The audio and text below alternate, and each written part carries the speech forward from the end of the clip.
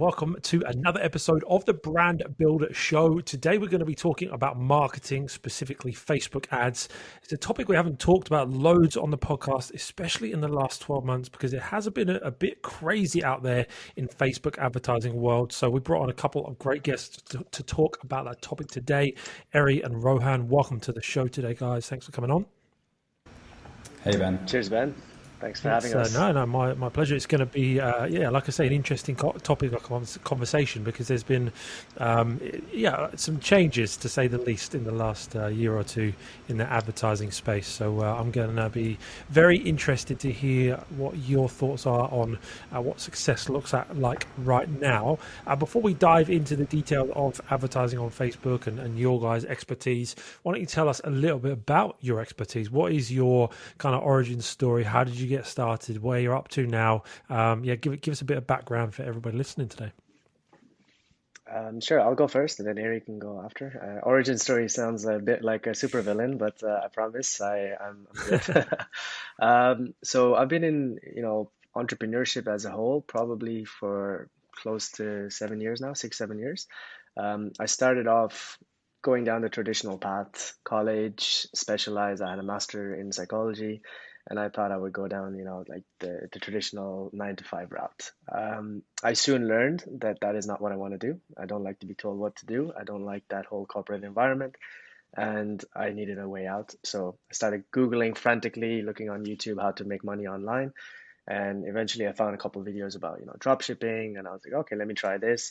Failed a few stores until one just takes off. And from there, I just started to scale up, got enough, of a cushion financially to then realize, okay, I don't need a job ever again. Let me just, continue with entrepreneurship. So yeah, like fast forward 5 years or so, I scaled up some brands, exited some brands to VCs, and then, just sitting on all this wealth of knowledge, pile of cash. I was like, okay, what can we do next?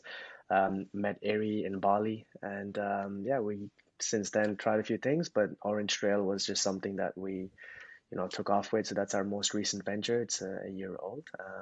But yeah, that's my story in a nutshell. Nice, yeah, and maybe Eri could share, or you could both share in a sec, a bit more about Orange Trail and what you guys do, just to give us a bit more context. But yeah, Eri, tell us your story as well, buddy. Sure.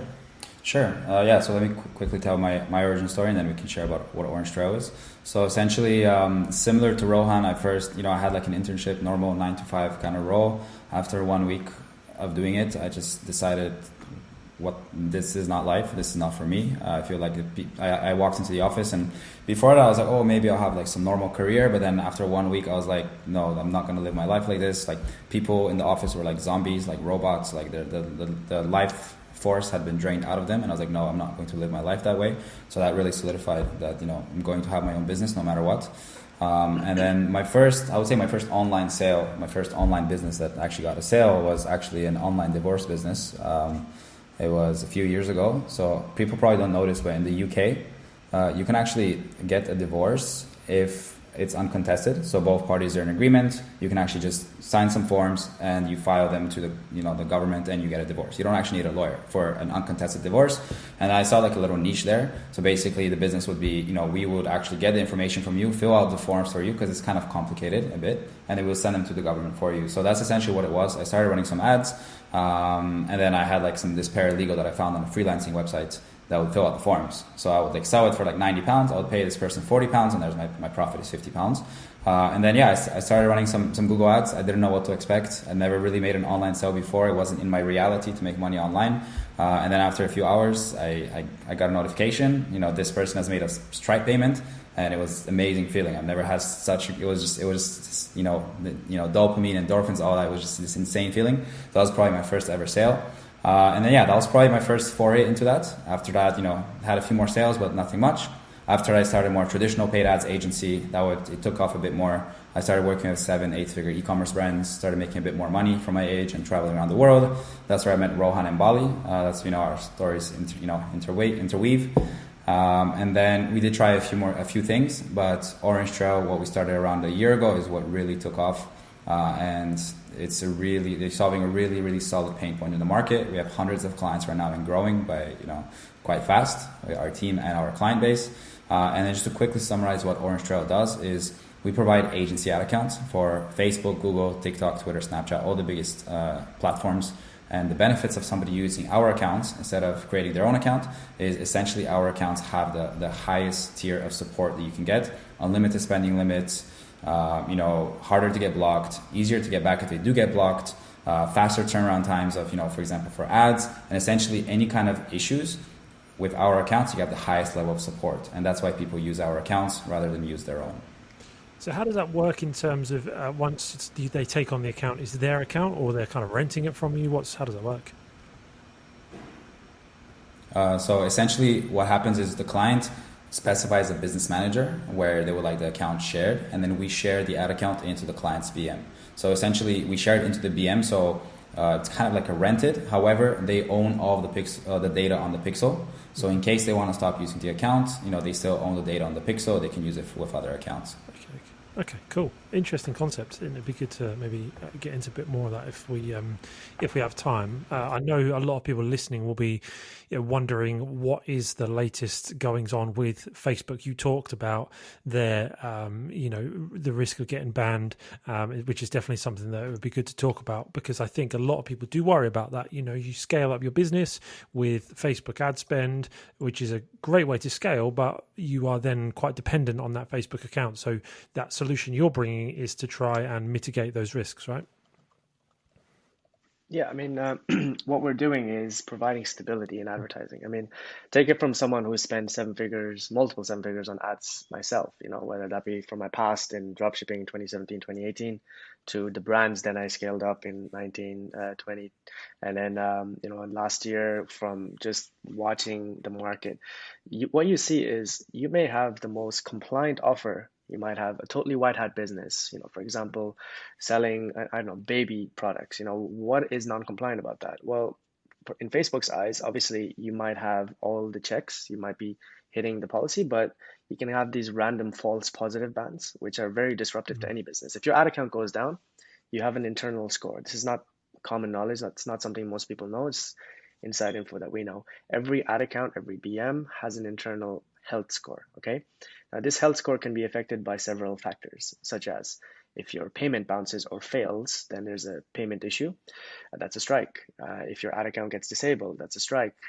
If your approved to disapproved ratio in the ads is poor, that's another strike. And you have this internal score, which is kind of tracking, and eventually it can just lead to bans happening constantly. And every time your ad account gets banned, and then it gets reset and you start launching ads again, there's an issue there. The issue is that the optimization resets. So you might see for the first few days of the reset, higher CPMs, higher CPAs, and it's not stable. So where we come in with our solution is providing stability most of all.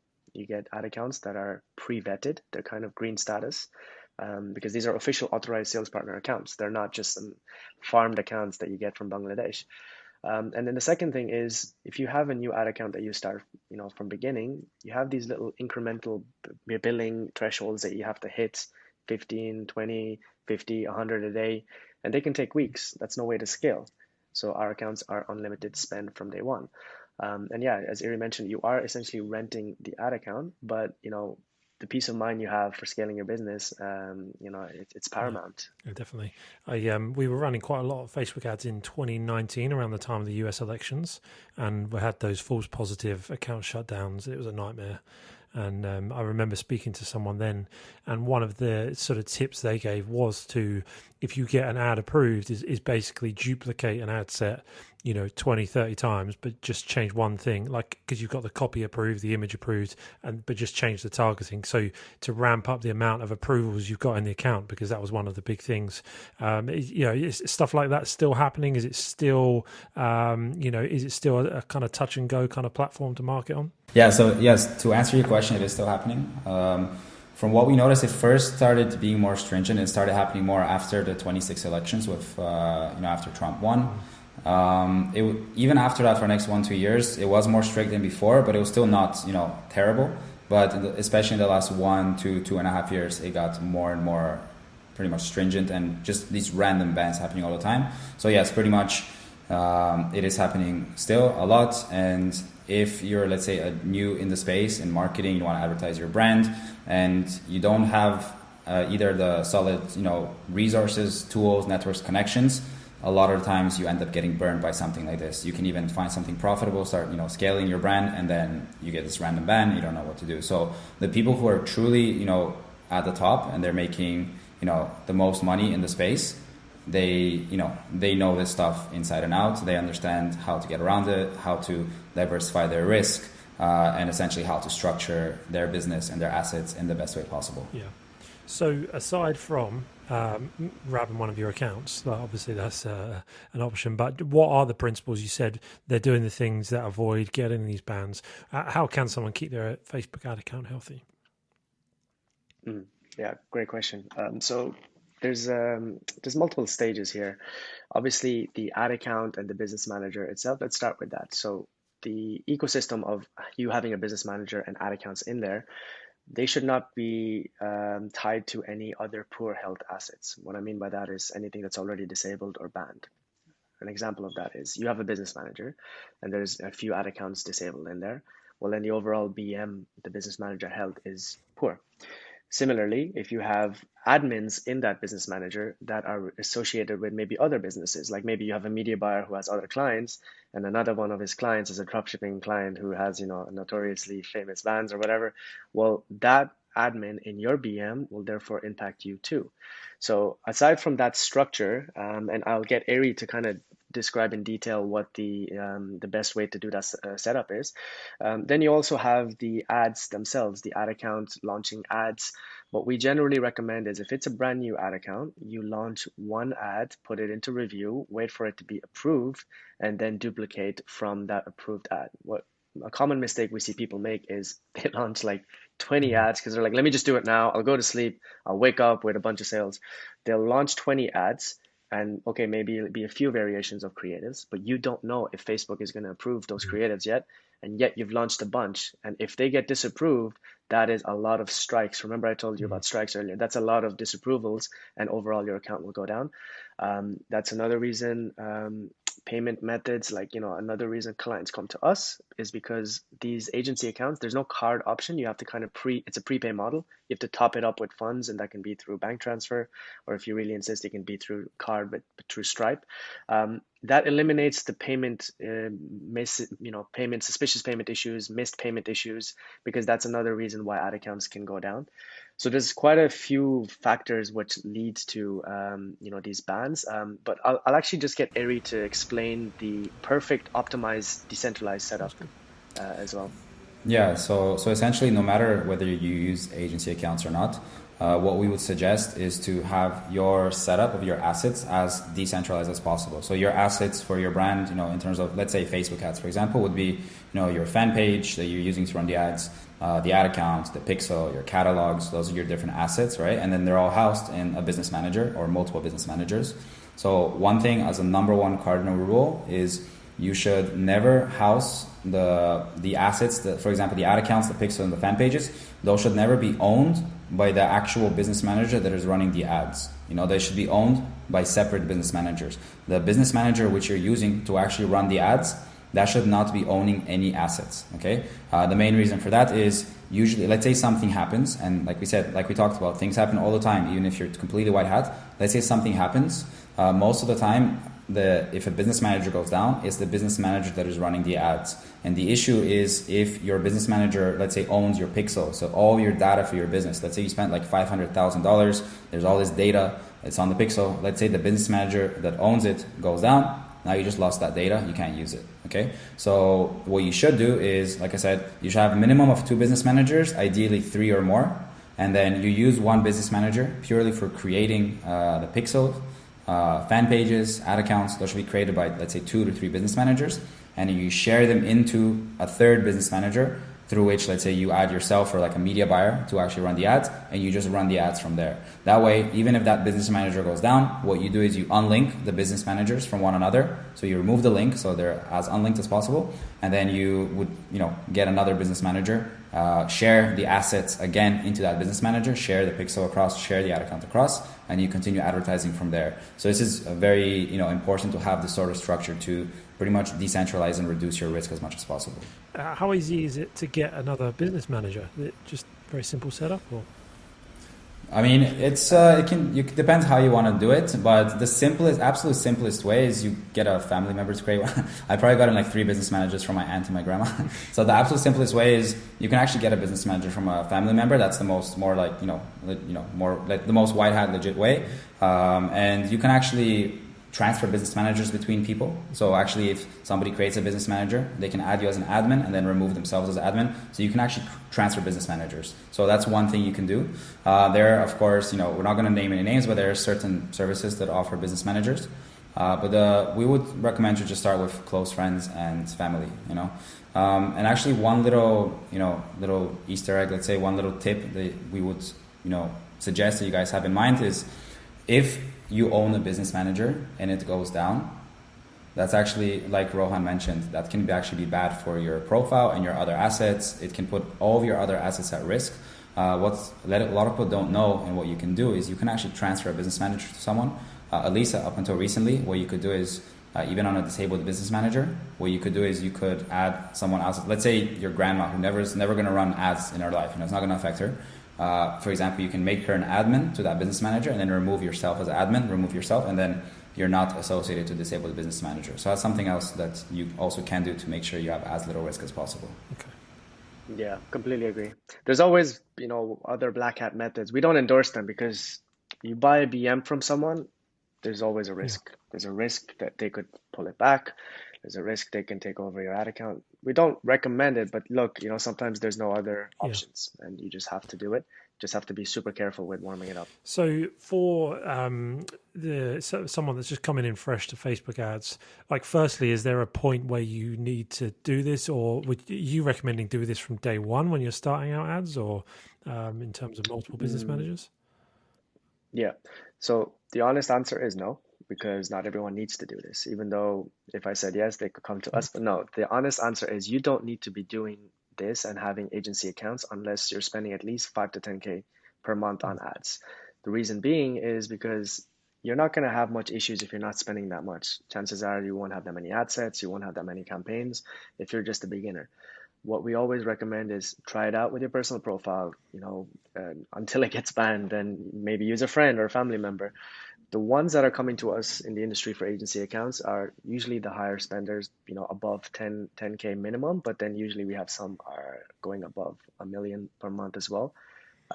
These big spenders, they require stability because any day that they're banned, they're running out of sales and they're not having any traffic on their website.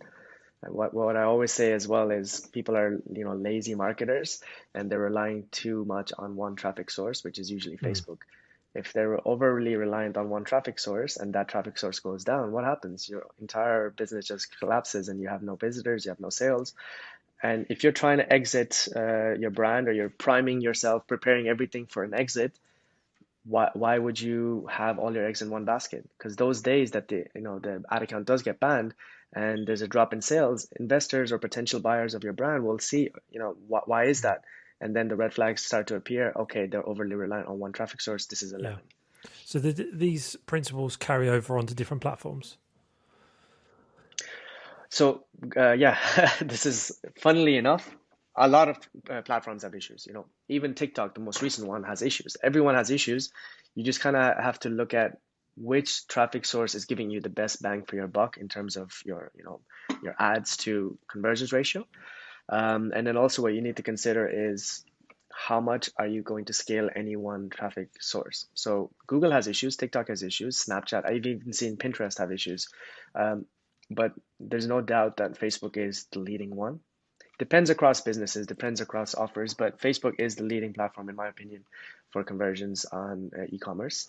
And TikTok is, I think it's slowly, reaching the same level and maybe even overtaking it.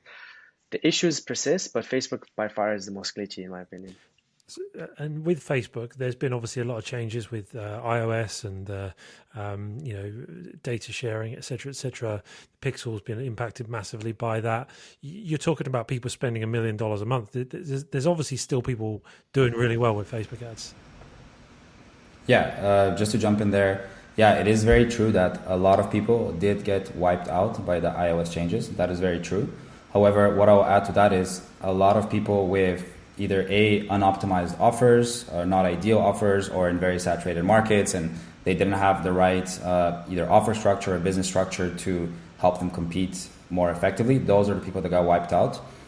Generally, what we've seen is people with good offers and good businesses, they still kept winning. So even though the attribution is worse, at the end of the day, it does come back to the business fundamentals, which is, do you have a good offer selling to a hungry crowd? That's, if you have those right, no matter whether you're doing Facebook ads or TikTok ads or Google or billboards and newspapers, you're gonna make money. So the businesses with the good fundamentals, good offers, good funnels, they kept winning. Yeah. How have you seen what success looks like change then over that period of time? Because obviously there was a time where you could just run Facebook traffic to a drop shipping product page and pretty poorly optimized and run it profitable on the front end. I don't do a lot of Facebook ads myself now, so I imagine that's not the case anymore. What does success look like now in current times? Let me jump in there. Yeah, sorry, Ari, because I've experienced this firsthand. As a dropshipper back in 2016, late 2016, late 2017, and then seeing what it has become now, I've definitely seen the progression. And you're right, Ben. Back in 2017, 2018, you could launch the most unoptimized ads to an unoptimized landing page, and you'd still get a lot of sales. I think there is definitely more competition now. And I think the ones that stand out and do well are the ones that make the websites look more branded, more premium, and they have a more optimized, conversion rate process as well in terms of, having the checkout button bigger, or, the copy and, the ads, very, very convincing copy, the type of creatives. But at the core, dropshipping business model exists, and it will continue to exist, and people will still continue to do very well. I just feel like consumers are becoming a little bit more savvy now. They're becoming more aware of Wish, AliExpress, all these bargain discount websites. And I think they are becoming a little bit more aware of, okay, this does not look like a brand. So how you stand out is to have a branded website, or branded packaging. If you have a social account, it needs to have a decent amount of followings, and make it look like a brand. Essentially, that's what I'm trying to say. And content that you repurpose from your YouTube video, it's no longer going to do well. The type of content that's doing well now is UGC, custom, with your brand packaging. Like it doesn't have to be like, you don't have to have inventory in a warehouse in the US, but as long as you just make the effort of trying to get custom packaging and branding, I think generally you'll do well. Yeah. I think it's just to add on to that, essentially it's about the learning curve is steeper and the bar is higher to be able to compete. People are still going to be buying things online, in the past, now, and in the future. It just, the bar is a bit higher now, and if you don't meet that bar, you're just not going to be profitable. You're going to get destroyed out of the market, and then before, with much less skill, you could make profit. That's the main difference. Yeah, I think that's true right across all different types of e-commerce, drop shipping, Shopify, Amazon, wherever you're selling, there's competition now. And so you can't just put up an offer. You have to optimize that offer and optimize the metrics behind it. So, yeah, I think that's the same anywhere. And so it's encouraging to hear, though, obviously, that Facebook ads are still working. Like, of course, they are to an extent, because you still see the ads running, right? And if people are running ads over a long period of time, they must be producing some business goals for them. But it's just, it's interesting, because I think a lot of people would think, well, I'm going to turn on Facebook ads and I'm going to make money on those every sale that I make. But, I think you do have to be a bit more long-term in your mindset, don't you? And at the end of the day, it's the marketer that's willing to spend the most to acquire the customer that wins. And what you'll notice now is anyone that's starting off for the first time maybe has a budget of a couple hundred. They'll get bullied out of it. They'll get pushed out of the market just because a competitor is willing to spend more at break even, or even just under a loss. And the reason being is because they'll make it back on the back end. Yeah. So again, that branded element, back in emails, SMSs, retargeting middle, bottom of the funnel, they'll make it Yeah. back. But a beginner, a newbie, it's harder. It's still possible, but it's Yeah, harder. definitely.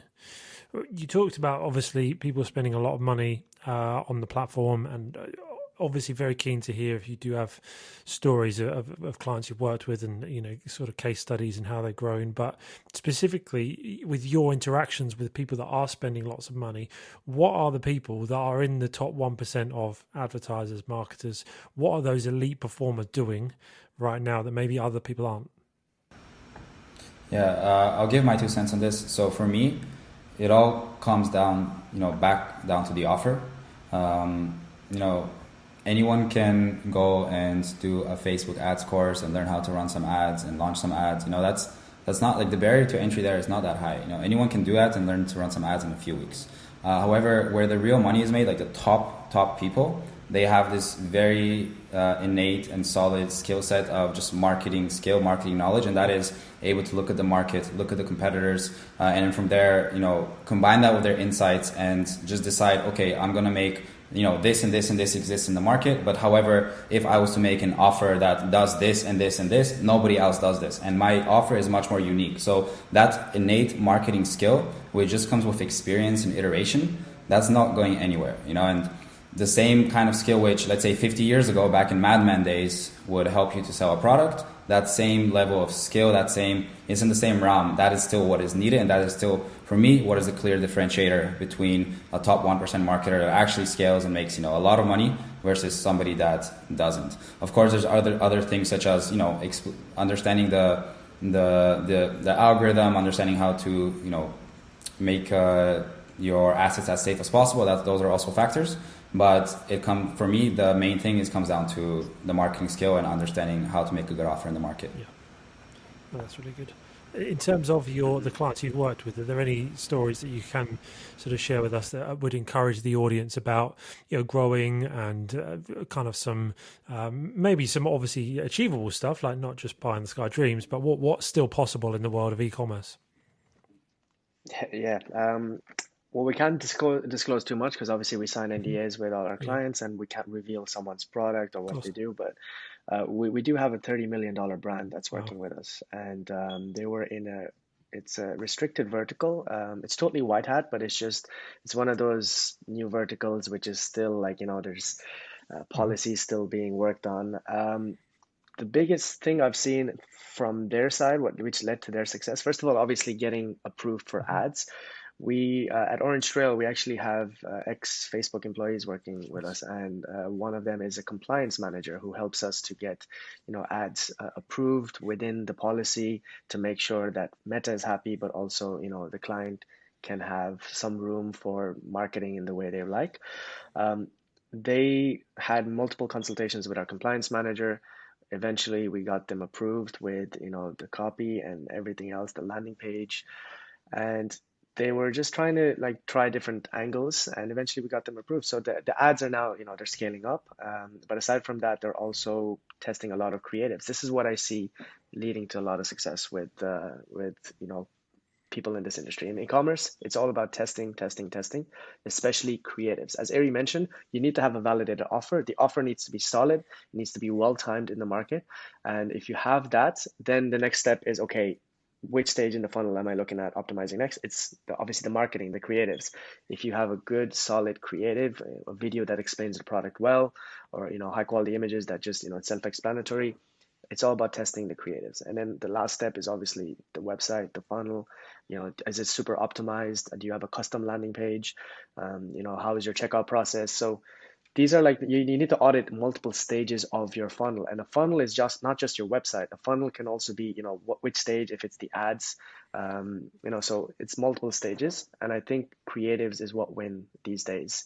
Something that works on TikTok may not work on Hmm. Facebook, and vice versa. So you really have to just invest in creatives and move fast. What we also noticed is speed, especially with the bigger players. They really like to move fast with testing and creatives because it's a numbers game at the end of the day. You'll find one that Yeah. slaps, but it's about economies of scale. You have to have multiple at the same time and you can't be waiting a month. Oh, let me get this creative agency. They're going to send it in 3 weeks. No, that doesn't work. So um, And also one more thing. So the professional looking videos actually don't do as well as the UGC homemade style videos. That it's mind blowing, but that's just the way it is. And I feel like it's because it blends in with the platforms more. You're on TikTok, you're scrolling your news feed, and an ad is interrupting you. It's interrupting your time that you're looking at your friends, your family, or your favorite, influencers.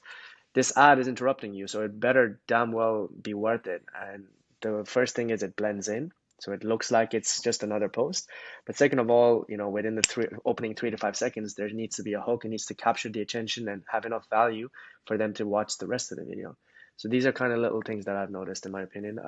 Ari, have you noticed any other, differentiators from the big players, the A players from the B? Yeah, I think I would just pretty much agree with that. Add on to that is just the big players, on top of what we already said, they have this innate marketing skill, which just comes through years and of experience and iterations. They move fast.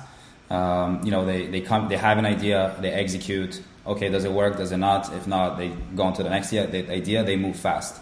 That's probably the best thing. And of course, they just think big. One thing I've noticed, even for through my experience having a paid ads agency before, is some media buyers, for example, they think big. Some media buyers are spending, $500 per day, and they're thinking, wow, this is nothing. I want to scale up to 5,000 per day. Some media buyers are spending 500 per day, and even if they're profitable, they're thinking, oh, I'm spending so much, I need to be careful. Let me just reduce it. So there's certain different, things needed, and one of them is also just the ability to think bigger. Because part of making a lot of money is mindset. How you view money affects what you do in business. Absolutely. Yeah, great advice. That it is so much about mindset for sure. Rohaan, you mentioned there about policy. I just wonder if there's some pointers you can give on what are the most common things that cause ads to get rejected. I know it's a bit of a specific, but just for someone just starting out, they might not realize how sensitive the Facebook algorithm is. And so whether it's the copy, the images, are there a certain number of things that are the most common reasons why ads get rejected and obviously affect account health? Yeah, excellent question, Ben. We have noticed a certain few that are recurring, and they're the ones that our reps give the biggest feedback on. I'll start off and I'll just list as many as I can, because some of them it's case by case. So I can't just give you a generic answer here, because it depends on the product and the offer. Exaggerated claims is one of the biggest one. If you have an overly exaggerated claim in your copy, in your headline, in even your website description, because as you know, Facebook and a lot of these platforms have spider crawl tools which scan your landing page when you launch an ad, and it just detects, is there anything non-compliant? So exaggerated claims, what could that be? Well, this pill will make you 3 inches taller. Well, it's not really true, is it? And that exaggerated claim will definitely, be non-compliant. And that's why health is always such a risky vertical, especially in e-commerce, to run ads to. You really have to be, smart with how you write the copy. Don't make exaggerated claims, but find ways to word it in a way that kind of bypasses that. Obviously, don't, sell snake oil, but have claims that are realistic and achievable, whilst also within pushing the boundaries of marketing, because that's what copywriters and marketers do. You have to always push the boundaries until it'll be accepted. Second one is discounts. This is a surprising one that we didn't really pay much attention to until we saw recurring feedback from reps. So now we have an internal policy document that we share with our clients. Discounts that are too large, in Meta's eyes, it can actually be seen as exaggerated or even a fraud or a scam. So if you have 50 to 70% discounts, yeah, like it, and they're year round. Like there's no, it's in the middle of April or something, and you have a 70% discounts. Like what's going on there? So Meta doesn't like that. Discounts, they recommend it should be 30% or less. Okay, that's another one. Use of other platforms or like Meta or logos that are of the platform. This is a big risk. If you have some kind of Facebook logo on the landing page or even in the ad, stay away from that. That's a big no-no. Don't take someone else's content. I can't believe I have to say it, but we see it so often. Do not take someone else's content, or if you're gonna do it, be smart about it, because sometimes like they leave the logo in and everything. It's ridiculous. That's what I think so far. Ari, is there any you have? Because that's what I can think of at the top of my head. Those are some of the main ones. Related to the health ones, before and after pictures, a big no-no. You have to be very careful with before and after pictures. Just Facebook absolutely just hates that. So we've seen a lot of ad accounts go down because of before and after pictures, and you could be selling cosmetics or some diet, or even there was some ads for this guy refurbishing kitchen, so doing over your kitchen. Is there a before and after of the kitchen, and that still got disabled? So you just got to be very careful with that specific concept. Yeah, very, very good point, Ari. And if you don't want to do it side by side, what you could do is have one image at the top of your description and then have some text in between and have another one below. But yes, very true. Side by side, it's a big no-no. Even in your ads, it's a big no-no. So don't do that. Another one is the policy and privacy pages. We've noticed a lot of clients don't have them done well. You really need to have your terms of service, your privacy policy, your refund policy, shipping policy, every page in the footer, have them done well. This is something that most people, they just get a copy paste from the internet, don't even like incorporate like your details well. Make sure you have it first of all, but second of all, try and optimize it as much as possible. It's free. All the information is on Google. You can find it. Yeah, Ari? And just to add on one thing, it's kind of like callback to the previous topic, but related to this. One thing about the top 1% of advertisers is they generally do have a quite good understanding of the policy, and they know how to, I'm not going to say break, but they know how to kind of skirt around the policy, where their ads are still compliant, but portraying certain things which, if done another way, would be not compliant. So if you know what I mean. So there's, for example, there could be two advertisers, both advertising some sort of diet. The noob would put a before and after, hey, this is how you're going to look. And then the professional, the top 1% marketer would still get across the same idea. They'll still make it clear in the ad, hey, you eat this and you're going to lose some weight, but they're going to do it in such a way where it's not non-compliant for the algorithm. So that's also one big difference. Yeah, no, that's good. Yeah, there's been so many changes. I wonder if you can even predict it. But what do you feel is the future for Meta, Facebook advertising? What does it hold for us? Yeah, I mean, I think it's going to stay strong for the foreseeable future. I think it's on the bit of a downhill, but it is going to stay strong, mainly because Instagram is still going strong. So I think for the foreseeable future, it is going to be still one of the major platforms. We know and we see, everyone sees that TikTok is taking more and more market share. Of course, Google is still going to be there.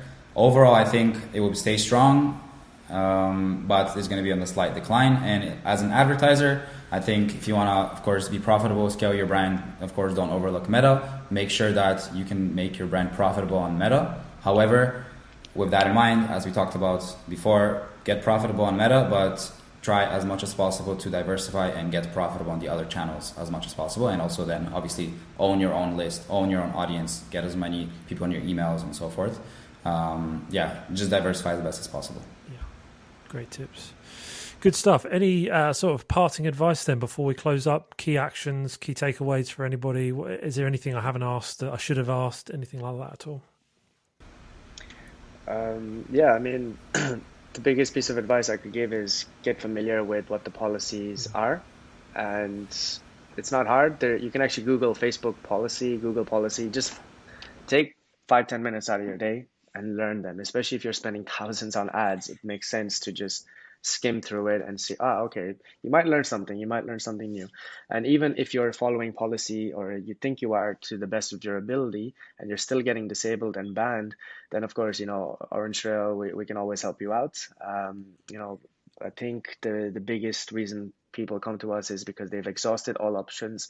They've tried, running ads as clean as possible, and they just can't.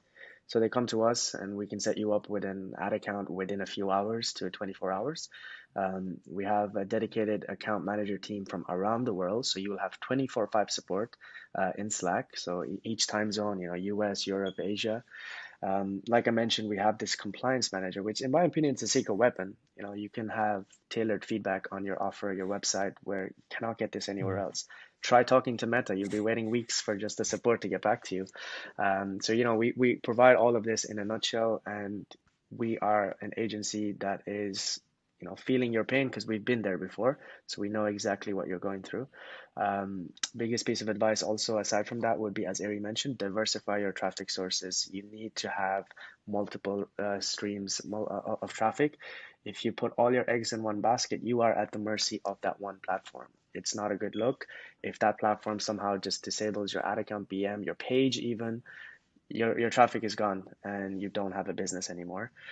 And of course, yeah, Orange Trail, you can always find us at www.orangetrail.io.